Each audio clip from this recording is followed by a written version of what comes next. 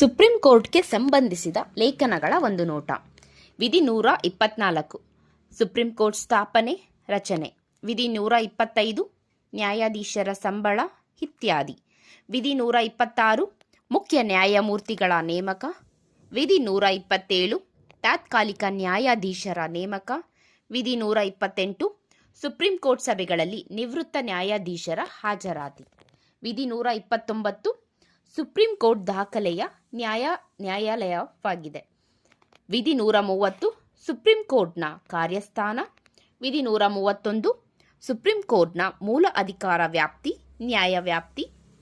ವಿಧಿ 131 ಕೇಂದ್ರ ಕಾನೂನುಗಳ ಸಾಂವಿಧಾನಿಕ ಸಿಂಧುತ್ವಕ್ಕೆ ಸಂಬಂಧಿಸಿದ ಪ್ರಶ್ನೆಗಳಿಗೆ ಸಂಬಂಧಿಸಿದಂತೆ ಸುಪ್ರೀಂ ಕೋರ್ಟ್ ವಿಶೇಷ ನ್ಯಾಯವ್ಯಾಪ್ತಿ ರದ್ದುಪಡಿಸಲಾಗಿದೆ.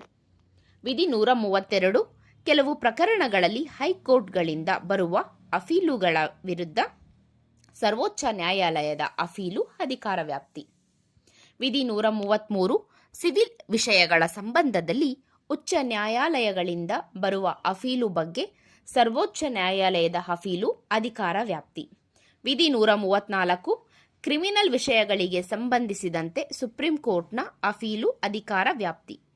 ವಿಧಿ 134 ಅನುಚ್ಛೇದದ ಮೇರೆಗೆ ಉಚ್ಚ ನ್ಯಾಯಾಲಯವು ಪ್ರಾಮಾಣೀಕರಿಸಿದರೆ ಅಂಥ ತೀರ್ಪಿನ ಡಿಕ್ರಿಯ ಅಥವಾ ಅಂತಿಮ ಆದೇಶದ ವಿರುದ್ಧ ಸರ್ವೋಚ್ಚ ನ್ಯಾಯಾಲಯದಲ್ಲಿ ಅಪೀಲು ಹೂಡಲು ಅವಕಾಶ ಇರತಕ್ಕದ್ದು. ವಿಧಿ 135 ಅಪೀಲು ಸಲ್ಲಿಸಲು ಸರ್ವೋಚ್ಚ ನ್ಯಾಯಾಲಯದಿಂದ ವಿಶೇಷ ಅನುಮತಿ. ವಿಧಿ 136 ಅಸ್ತಿತ್ವದಲ್ಲಿರುವ ಕಾನೂನಿನ ಮೇರೆಗೆ ಫೆಡರಲ್ ನ್ಯಾಯಾಲಯದ ಅಧಿಕಾರ ವ್ಯಾಪ್ತಿಯನ್ನು ಮತ್ತು ಅಧಿಕಾರಗಳನ್ನು ಸರ್ವೋಚ್ಚ ನ್ಯಾಯಾಲಯವು ಚಲಾಯಿಸುವುದು. ವಿಧಿ 137 ಸುಪ್ರೀಂ ಕೋರ್ಟ್ನ ತೀರ್ಪುಗಳು ಅಥವಾ ಆದೇಶಗಳ ಪರಿಶೀಲನೆ. ವಿಧಿ 138 ಸುಪ್ರೀಂ ಕೋರ್ಟ್ನ ನ್ಯಾಯವ್ಯಾಪ್ತಿಯ ವಿಸ್ತರಣೆ.